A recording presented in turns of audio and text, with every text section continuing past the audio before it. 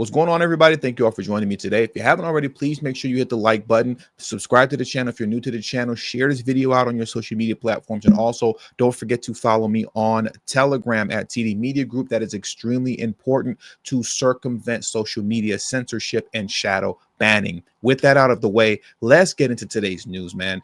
Today, we have to discuss this highly anticipated meeting between Joe Biden and Donald Trump. This is something that was very hyped up now for a couple of days. We all knew that this was going to happen. And it was a very short-lived meeting. It only lasted about 30 seconds. I'm sure maybe possibly they spoke a little bit longer once the camera stopped rolling.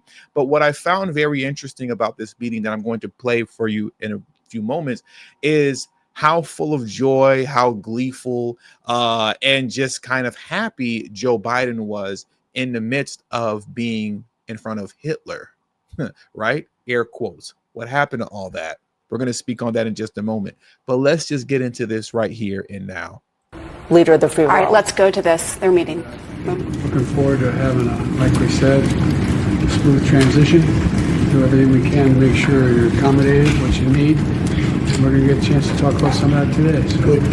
Welcome. Thank you very much. And thank you very much. And politics is tough, and it's in many cases not a very nice world, but it is a nice world today, and I appreciate very much a transition that's so smooth. It'll be as smooth as it can get, and I very much appreciate that, Joe. You're welcome. Thank you all.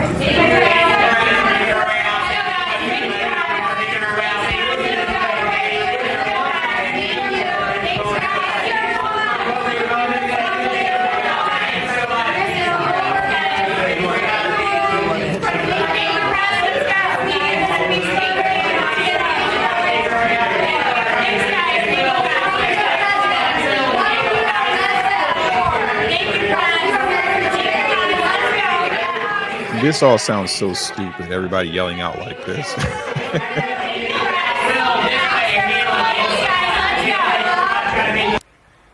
Wow. I mean, just even looking at the body language, right? Sure. One of the interesting things, President Trump deferring to President Biden there by not answering questions. That took some restraint. You know it for did. Sure, because he's been in that position. We've all been in the Oval with him, and he often liked to answer questions.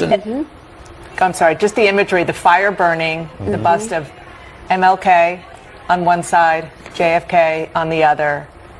I mean, wow, that is a moment.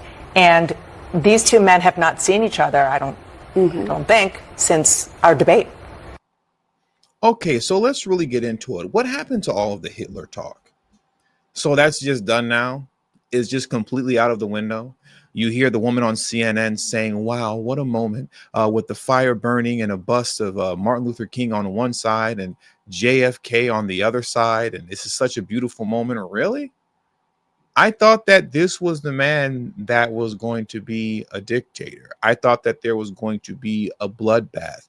I thought that he was going to rip away the Constitution and democracy is on the ballot. And apparently democracy lost, who is Joe Biden, and the dictator took control, but no one's acting like that anymore.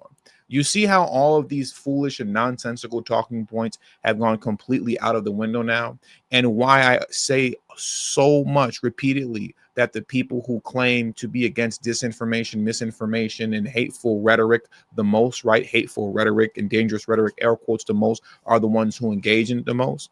It was all political theater. It was fear mongering to get your vote, but it's fear mongering that creates a very dangerous and negative and toxic environment, right? That led to Donald Trump having 2 assassination attempts on his life. Now Trump is being a good sport about it, and he's keeping everything, just, peaceful and just in a very neutral zone.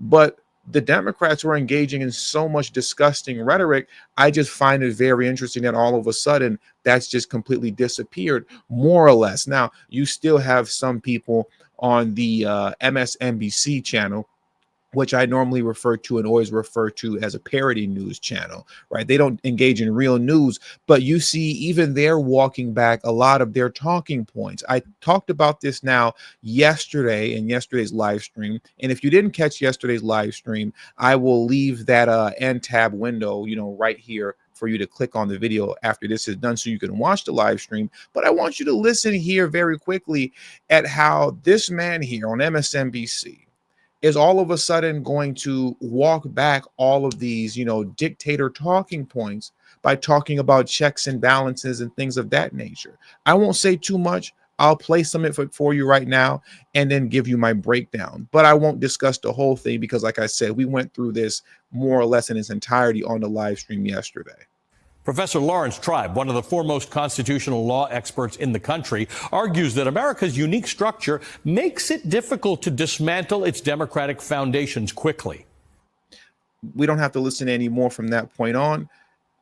Notice how he just said we have checks and balances that makes it very hard for somebody like Trump to just change things quickly, right? As far as the dictator narrative is concerned, that's literally what all Trump supporters like myself were saying. How is he going to be a dictator when we actually have checks and balances that prevents that? Now, all of a sudden, you're watching the dictator talk get dialed back and to save face when none of the things that they said Trump was going to do comes to fruition. Now they're going to sit here and tell you, hey, well, we told you, thank goodness there were checks and balances that keeps everything in order to prevent Donald Trump from being a dictator. But those were lies. You knew he wasn't going to be a dictator. We all knew that. And that's what we all said. We said there are checks and balances in place to take care of that. And that's why you're lying. But now you see they're doing this on MSNBC. Here's another very interesting point that I want to highlight here, too, is when he started talking about the Supreme Court judge, Amy Coney Barrett. Let's get into this portion right here. Abuse of power. In addition to state-level resistance, federal judges also retain a degree of independence. Though some judges lean conservative, their interpretations of the law do not always align with an authoritarian agenda, and it's not immediately clear that conservative justices like Amy Coney Barrett will give Donald Trump the free rein he wishes to do as he pleases. That's literally what we were saying here as well, and so many other people who voted Trump and were getting behind the Trump campaign were saying also. They were literally just telling you that the Supreme Court has essentially turned into the MAGA court, and that the Supreme Court needs to be expanded so that they can get more liberal judges on the Supreme Court, because this is a conservative MAGA court that's going to rip away all of our constitutions. And as they articulated over and over again, have given Donald Trump full and complete immunity in order for him to hunt down with the United States Army his political opposition and gun them down in the street, allegedly, if he disagrees with them politically. This is not what I say. I don't engage in this type of dangerous rhetoric. That's what they said. I think that that's, once again, dangerous rhetoric that you shouldn't participate in. And I don't support that kind of foolishness at all. But that's what they told you. They told you that this was a MAGA Supreme Court. They told you that they just gave Donald Trump full immunity to do whatever he wants with the U.S. military, to hunt down U.S. citizens and his political opposition. Now, all of a sudden, you're walking it back and you're saying, yeah, we do have some conservatives on the Supreme Court, but they don't necessarily 100% align with Trump. You see how these people are full of garbage? That's why MSNBC is a failing parody news station whose ratings have plummeted beyond 50% since the election. And that's also why Kamala Harris and the Democrats got completely annihilated in a landslide victory by Donald Trump. These people are not trustworthy. They're jokes and they are clowns. They don't deserve to hold any seat in office. And they definitely, as far as MSNBC is concerned, should not be on television broadcasting to millions of viewers, in which obviously at this point in time, they're not even broadcasting to millions of viewers anymore because their ratings have plummeted and things are getting so bad that it appears that they're even looking to sell MSNBC. So once again, hopefully this time next election, MSNBC will be off the air because it's a parody news station that doesn't deserve to exist. But I just wanted to highlight the hypocrisy of all of this. Look at how all of the fear-mongering talking points have gone right out the window.